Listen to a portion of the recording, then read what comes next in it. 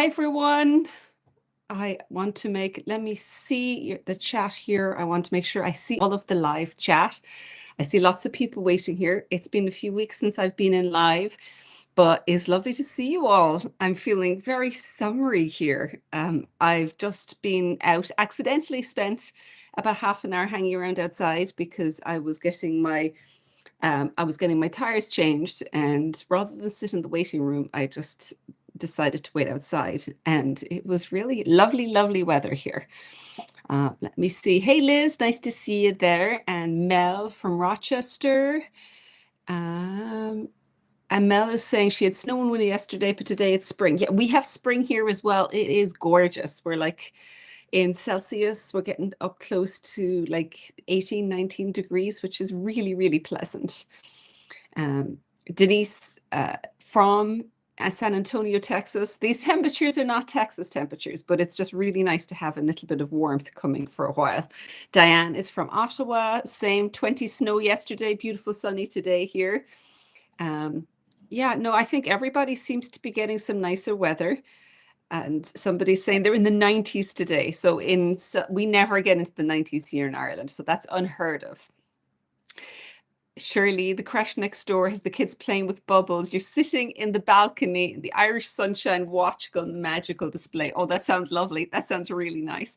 I will tell you that I did almost sit outside to do my live today with you. But as you can see, there's still a bit of sunshine coming in, and be able to wear the short sleeve top, it's really nice. But today is the day where I get to reveal the Dangan sweater and the Dangan cardigan to you. I have been working on these for several months, and it's one of these projects that was kind of a slow burn. And I'll give you the story behind it, starting off with the swatches for the Barcelona trip and then kind of morphing into where we are now. But I kind of like projects like that. They don't happen very often, and it feels a little bit close to when I was in art college, and you'd pick a theme for a series of projects. So you take your theme and then you'd use one type of material. Then maybe you might start with it perhaps in charcoal drawings, move into watercolors, perhaps some textiles and sculptures. So it kind of feels the same thing, taking a stitch pattern or an idea and then working through different types of garments with it. So it was very, very satisfying. I'm looking here. Oh, we've got, hey, Audrey from Chattanooga. Nice to see you there. And we've got sunny North Carolina. And we've someone from Italy. Oh, nice. And Spain. We've got a fairly good mix across, I think.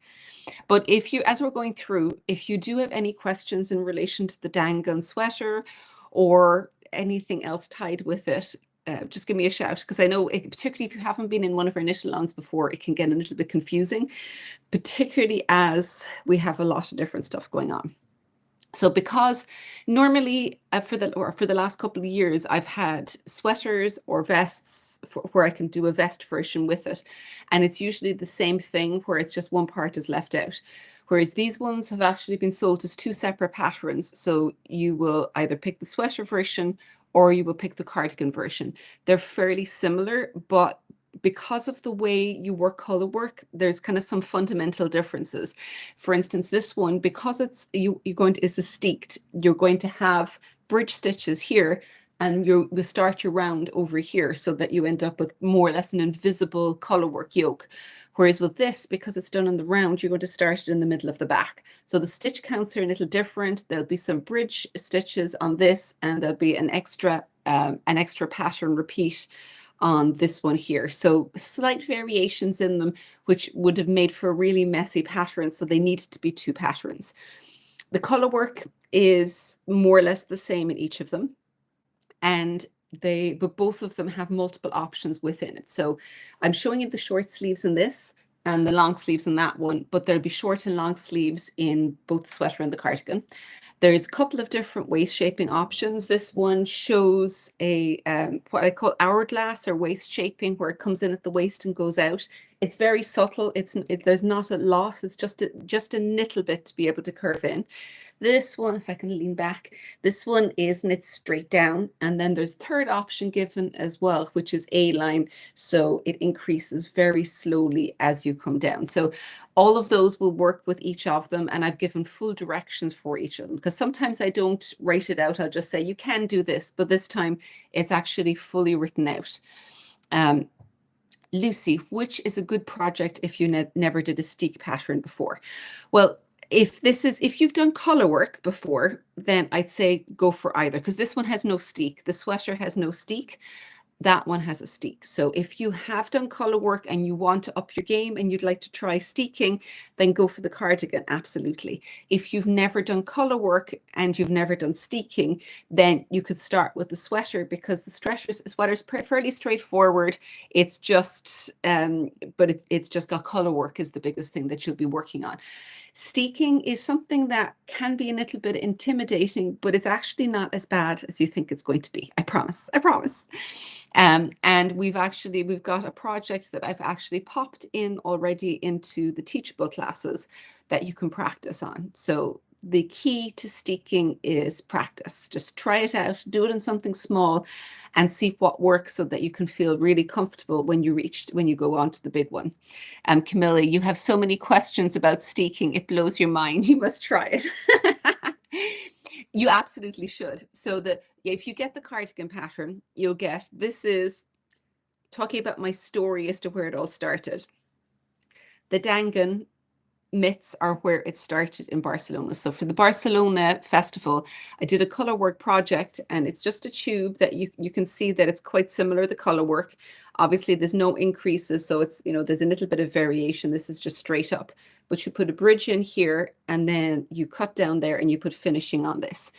With this particular one, I used what would be known as a single crochet steek, where you do a crochet down each side of the central stitch, and then you cut it, and then you can put edging on afterwards. So that is one type of steek, and it's nice and small. So this does two jobs. It could be a swatch for you, and you can also do a steek.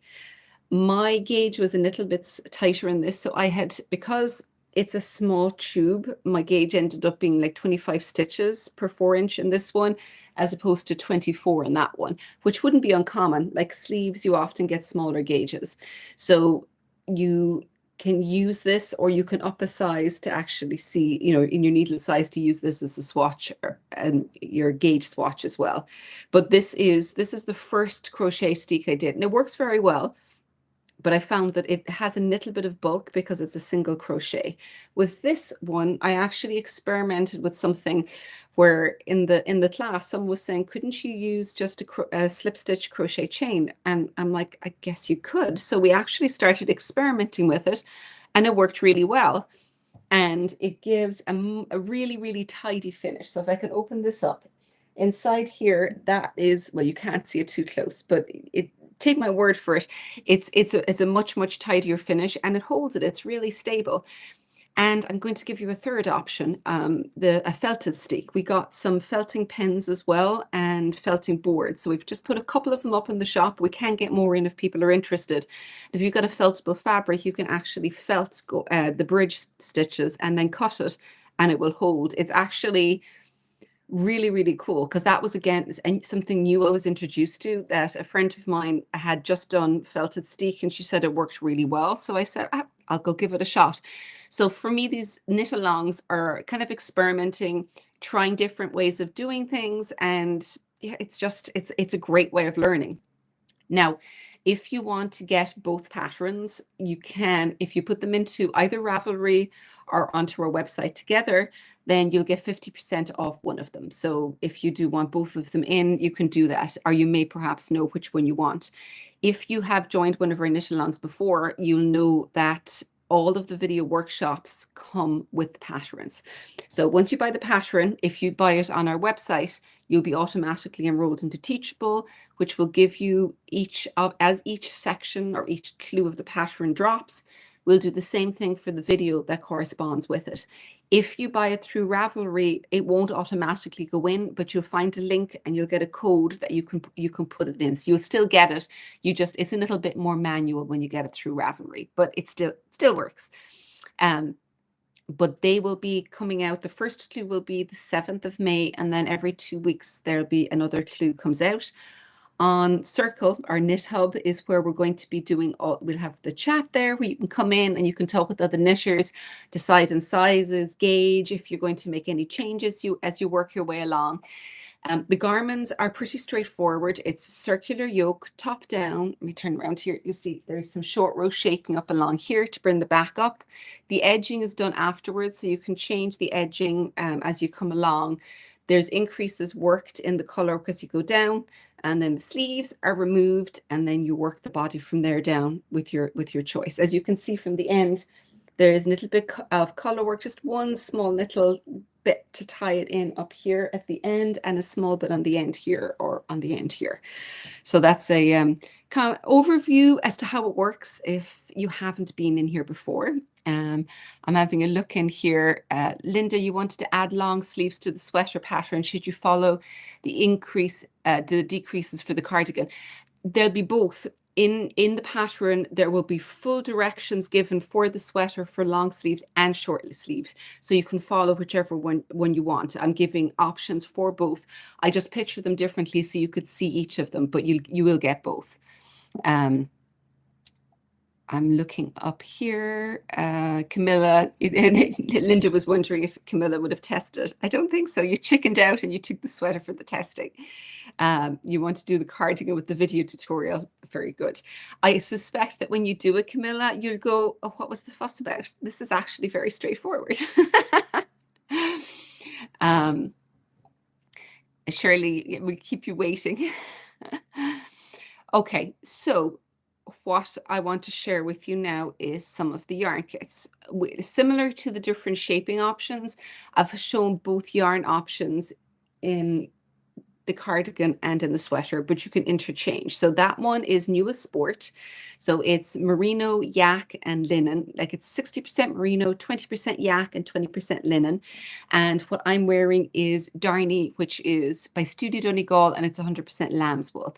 Now this is a finer yarn. It's slightly lighter, so you have to knit it a little bit more loosely, and then but it blooms and it opens up because it's a woolen spun yarn. So they will behave a little differently, and this is probably a thinner, slightly lighter version, whereas this has got a bit more solidity to it.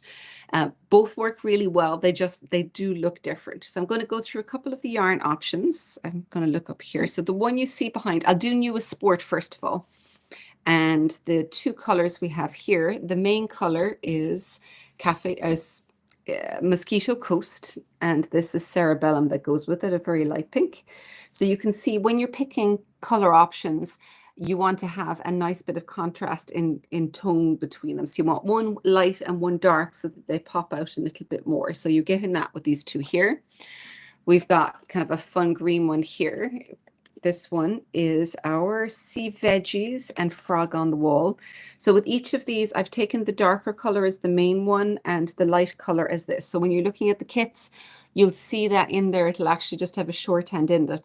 And also when you're looking at the yarn and the photographs, the one that has more colors shown is going to be the one that is going to be the main color. So this is the two greeny options down here.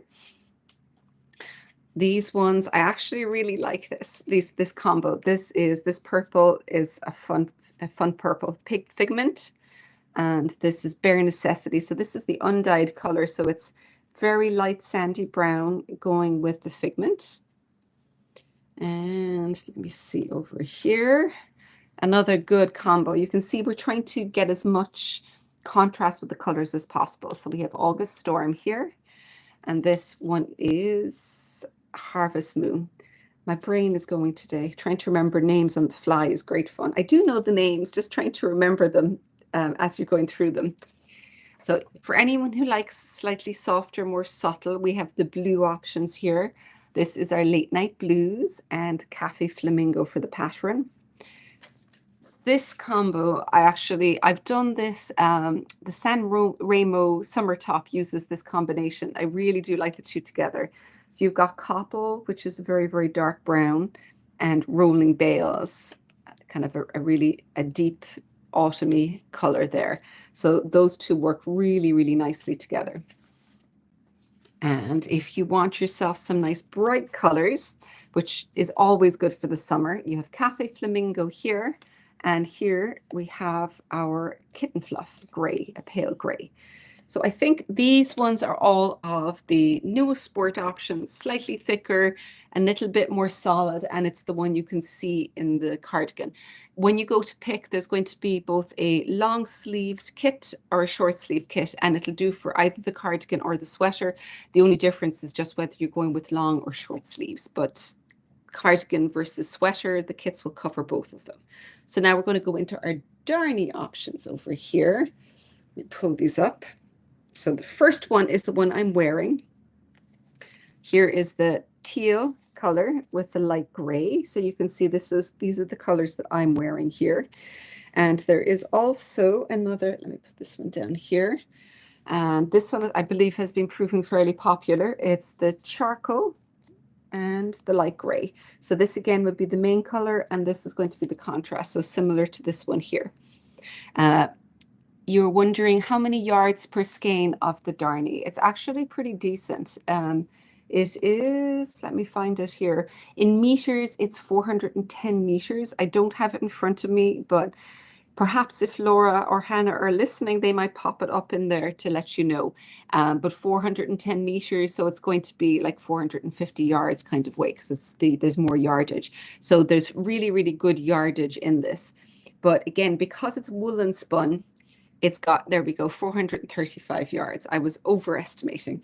But because it's woolen spun, it means there's air trapped in there. So, and little goes a long way because there's more air spun into the whole process. So it kind of, it stretches it out, so to speak. Now, these ones, aren't these colors are wonderful. So this is the petrol color. And the line for the contrast, I think, is gorgeous, as is the pink, this really bright pink pop. So like normally I wouldn't be a big pink person, but for the color work and the yoke, I think the pink would be just gorgeous. You get some really, really good color contrast between the two of these here, which is what you're looking for. So remember that with color work, you want some contrast.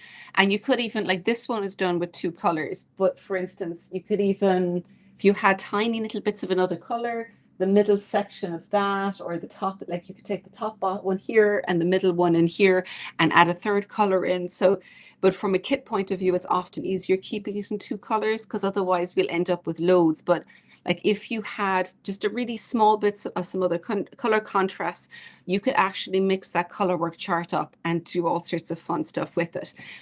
But I think one more color could be kind of fun. So I'm really curious if any of you try to do that, because I think it could be really, really nice. But I will continue on with my color options down here. Ooh, I like this one too. This one is our navy for the main color and a gold for the contrast. Again, some really popping color combos here. And we have the final one here. So this one is, let me see, do I have this written down? I don't have it, but I can probably take a guess. This is your light blue here and the natural color going up here. So again, this one is going to be a lot more subtle, but you've still got a nice bit of contrast up. All right, thank you, Laura. This is mid blue and cream. So look at me going light blue and natural, but you know, you'd pick them out from the photographs, I'd say. But like with your color combos, I would suggest looking at stuff in your wardrobe, things that you know you'll wear, and take a look at predominantly the main color that you want to go with. So think about the darker color that you've got in the combo here, and what kind of a color you would like to wear. Because I find for like the summery stuff, I find myself going for brighter, kind of more cheerful, because I'm not combining with other things. Whereas for cardigans, I tend to go a little bit more neutral for the main one, because that way I can wear it with more things. Because with a cardigan, more often than not, you're going to be wearing it open. So it means that what's underneath will be shown as well. So I'm going to double check that I haven't missed anything. Nope, I haven't. I've said already that the kickoff is going to be on the 7th of May. So we will, the day after each clue is launched, we will pop we'll come in here and we'll do a YouTube live as well. All of the kits and all of the patterns have just been released live on the website, so you should be able to pop in and find them all in there. If you go to the knit along page and you scroll down, you'll be able to see all of the products, you know, the short and long sleeve patterns and both of the cardigans in there as well. There is one more thing. Jerry, are the patterns unisex? I think to my mind, they could be like, you wouldn't, if you went for the straight down one, I think it's totally a unisex one. The only difference I would possibly make if it was for a man is that you might want to increase the size of the upper arms and perhaps make the yoke a little bit deeper, because often men's sweaters would tend to kind of oversize that a little bit, I find, because men's biceps tend to be a little bigger, and combined with that, most men prefer a deeper armhole, even if it's well within the size and their body. For the most part, they're the only two things that I think that you'd need. They're the only two things that I think that you'd need to change, but they would be pretty straightforward to change. It would just be, you could go ahead and go up a size, but then take some of those extra stitches and put them into the sleeves. And because when you're doing circular yoke like this, you've got circles of increases with one or two increases down underneath the color work. And then after that, you can knit a little bit straighter if you need to. So I think they would make great men's sweaters, for sure. So the answer is yes, they're unisex, but with a little bit of modification to make sure that it's comfortable for the wearer. So the other thing I pulled up here was this is the very first swatch that I did. And you may notice that it's kind of hairy. So if any of you have done swatching before, you may realize that all swatches are not made equal, because some people's purl stitches are not equal to their knit stitches. So if you do a swatch back and forth in rows like this, and then you change it to one in the round, and in particular, if you change it to one in the round where you're doing color work, you could end up with a very different gauge. So if you think or you know that your gauge when you knit in the round is different, then you need to be very careful to swatch in the round if your project is going to be in the round, so that you get an accurate measurement. Now, it can be tricky to be able to measure your gauge, because if you were doing this in the round, like I was saying, with my tube here, because it's very small, often for me and for most knitters, your gauge tends to tighten up a little bit in the small tube, so it will be hard to get an accurate measurement. But you can cheat with a swatch knit flat, because as you're going back and forth in rows, at the end of a row, instead of turning to a wrong side row and doing a purl, which you don't want to do in a color work and is not very easy to do when you are it's not very easy to do color work back in the wrong way, and your purl stitch may be different. So what you can do is slip it to the start at the end, pull a strand across the back, and then start knitting again. For color work, what I actually did is the first 2 stitches on each side, I knit with both colors to hold the strands on each side. And then, because they weren't quite long enough after I washed it, I cut down here so that it would lie flat. So that gives me a nice flat swatch without having to do one that's twice as big and trying to do it in a circle like this. And you really do want to swatch the color work, because you need to learn how to do the color work, just learn the pattern. And most people's gauge in color work can vary quite a bit. Like for most people, it tends to tighten up the stitch gauge.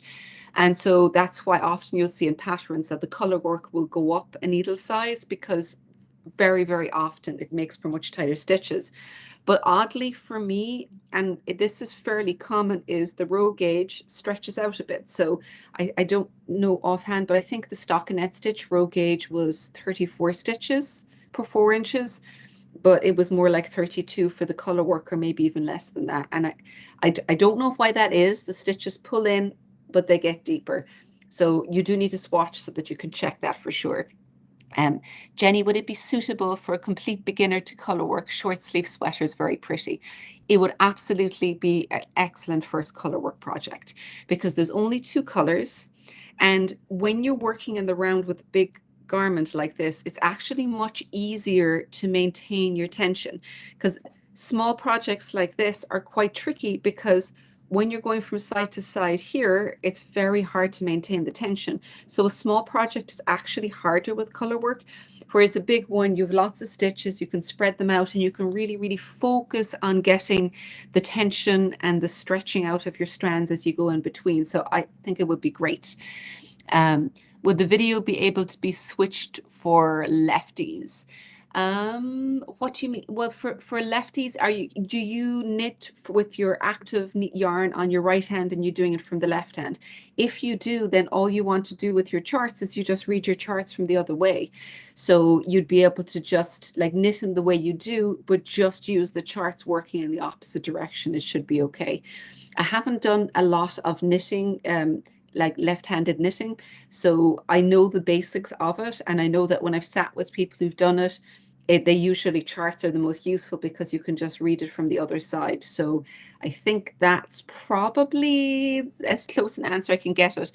I don't have videos specifically on it except for just basic knitting. But like the nice thing about Colourwork is if you can do a knit stitch, you're able to do this because it's all in the round, it's all done knitting, and the chart is the only thing that you just need to come from the other side.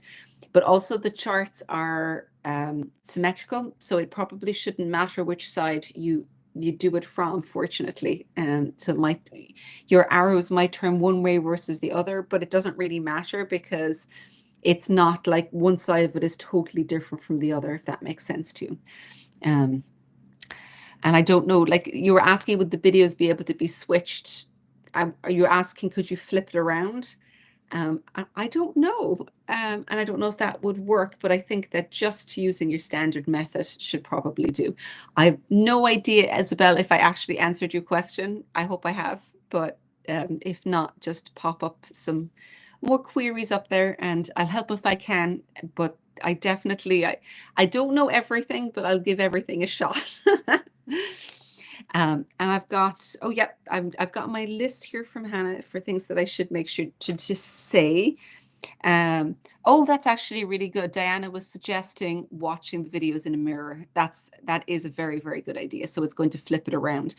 But I think that projects like this should be pretty straightforward with left-handed knitting because of the fact that it is all stockinette stitch and the chart is going to be the same in either direction. So I think you should be good.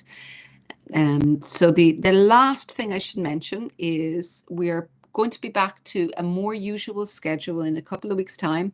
So normally I'm on a Thursday, so it'll be Thursday 2 weeks from now. Let me check my date. It's the 24th of April. I will be back and I'll be here with a live, and I will, I believe, be talking about brioche on that, or maybe some other bits. But in the meantime, if you want to grab either pattern, you can find them all on the website Stone Stitches, and you'll find short and long sleeve yarn kits. And the patterns are also over in Ravelry. And remember, if you want both and you put them in at the same time, you can you'll automatically have 50% taken off one. But any other questions, put them up here. You can pop into KnitHub under the Dangan knit along thread there, where either I'll answer them or Emer will answer it, or one of the other wonderful knitters out there will answer it. And I'm looking forward to teaching you all steeking and stranded Colourwork yokes. Bye, everyone. Have a very good week, and I hope the weather continues as sunny as it is here for the rest of the week, and you get to go outdoors for a little bit. Diane, you usually do Colourwork with one yarn continental and one English. I do exactly the same thing. It's a very straightforward way of doing it. And so I'll be demonstrating that in the videos with one hand here and one hand here. You can, of course, drop them up and down as you're working them, depending on how you're going to do it. And in fact, as a left-handed knitter, it's going to be the same thing, but you'll need to use both hands, but you perhaps might be going the other direction. I'll kind of fry my brain trying to think about everything turned backwards. Well, goodbye, everyone, and I will see you all in a couple of weeks' time. Bye. And bye up here on TikTok.